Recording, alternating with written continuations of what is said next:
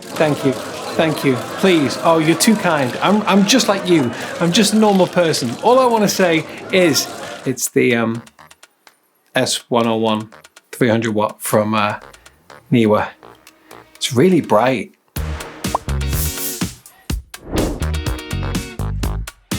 Okay, coffee down and a quick look into the box. First off, this little white box contains the modelling lamp for the strobe. And you know what? Let's just get the rest of it out.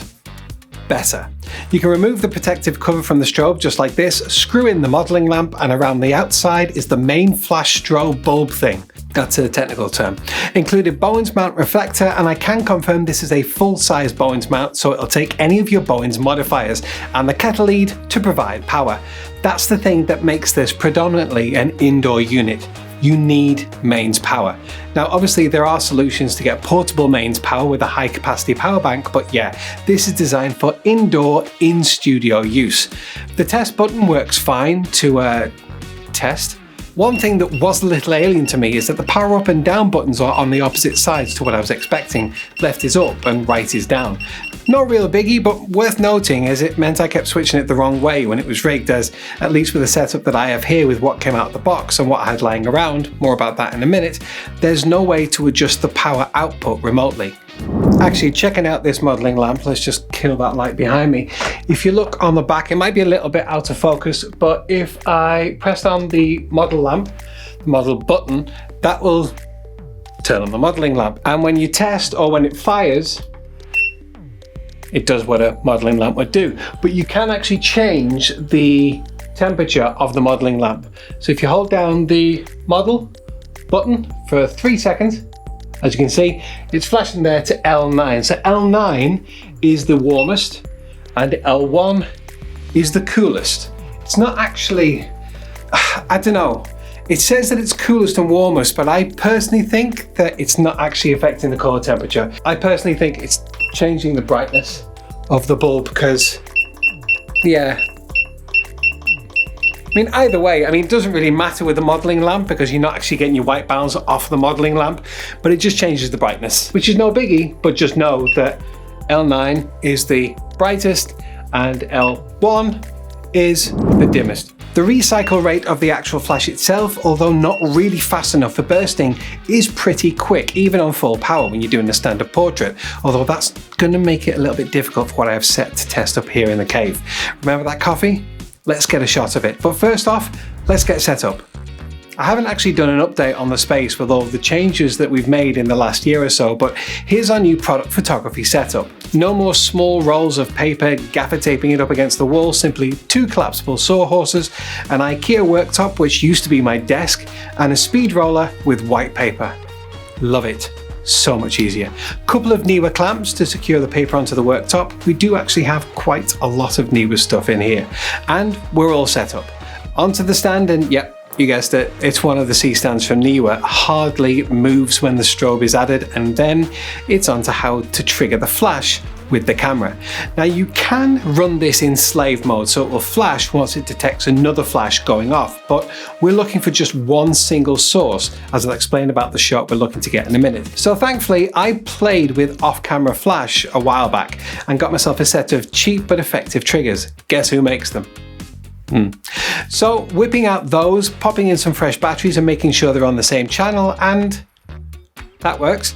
Onto the Sony a7 III to be triggered by the hot shoe on top, and cracking, all set up and ready to go. And seriously, it really was that simple to get that triggering. It's off camera there, you can't see it. Really, really simple. Getting that triggered by just those nice little cheapy triggers. Seriously, it really does work a treat. Apologies for the poor lighting and the bad audio, but as you can see, I'm all set up here. I've got the S101 300 up on one of Neewer's C stands. I've got the standard reflector on there, and the setup I've got here is I want to get a really, really harsh shadow going across the cup or coming out from the cup. I also want to get a splash in there. As you can see, I've got this tethered up to the computer, and let's see if we can get this all set up. Right, there's my little grate because I don't have a sugar cube. In shot right now, I want to get the focus and then I'm going to speed up the shutter speed. So slow it down first and let's grab focus. Grab that then switch it to manual focus. So that's my shot right there.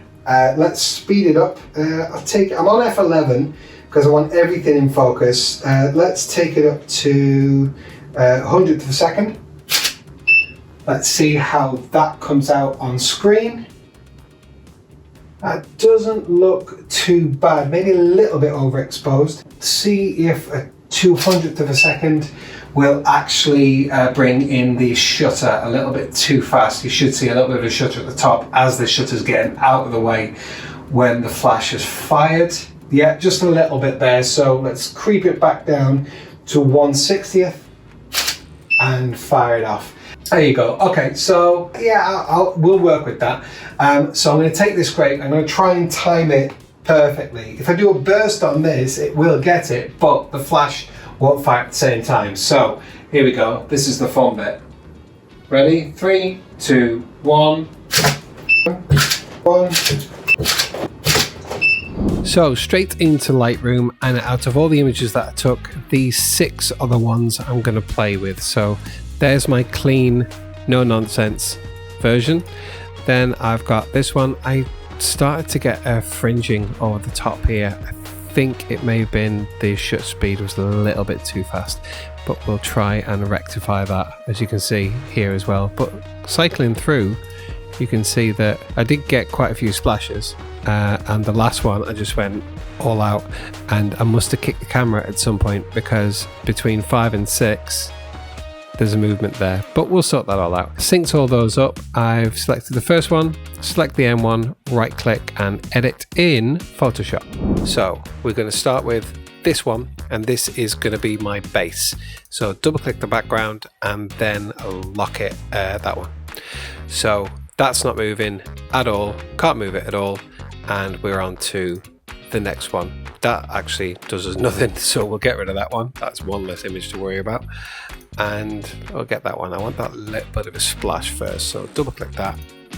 This is kind of turned into a little bit of a Photoshop tutorial. Didn't really mean that, but let's go for that one. So loving that. The only thing I actually want in this shot are that splash really on there. So I'm going to select a layer mask, clipping mask, layer mask. There you go, that's what it's called. And black removes, and white brings it back. It's really quite simple. Once you've got a layer mask and you've got the layer mask selected in there, just go to your brush tool and toggle between black and white. So right click and alt will change the size. Left to right is the actual size, up and down is the harshness. You're welcome for the tutorial. However, there are a hell of a lot better people that are doing tutorials than me, although I should really get into tutorials. I like doing tutorials. So I'm just brushing this around very haphazardly. I just want that splash inside the cup. In fact, yeah, the cup is a little bit dark from there as well, so I'm just going to dive in there a little bit, take up the softness, or down the hardness, and just feather that around a little bit. In fact, that looks like it's a little bit out of alignment, isn't it?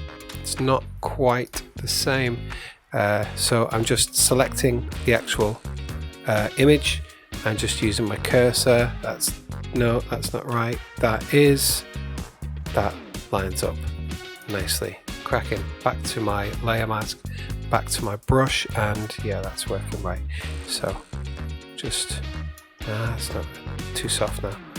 Stay around there. And okay, so that is the first start. So that's without and that's with. So that is that one. So I'm going to get rid of that. Don't need it. And this is actually all going to affect, when we go back into Lightroom, when we save it, it's actually going to affect this first image, but it will create a virtual copy, so it's non-destructive. Onto the next one. It's a nice splash, and I like a few of these around here, so definitely going to use that. So let's do the same as before. Control C, Control V. I'm going to lock this one as well, so I don't accidentally do anything. Again, same layer mask, and probably speed this up, to be honest.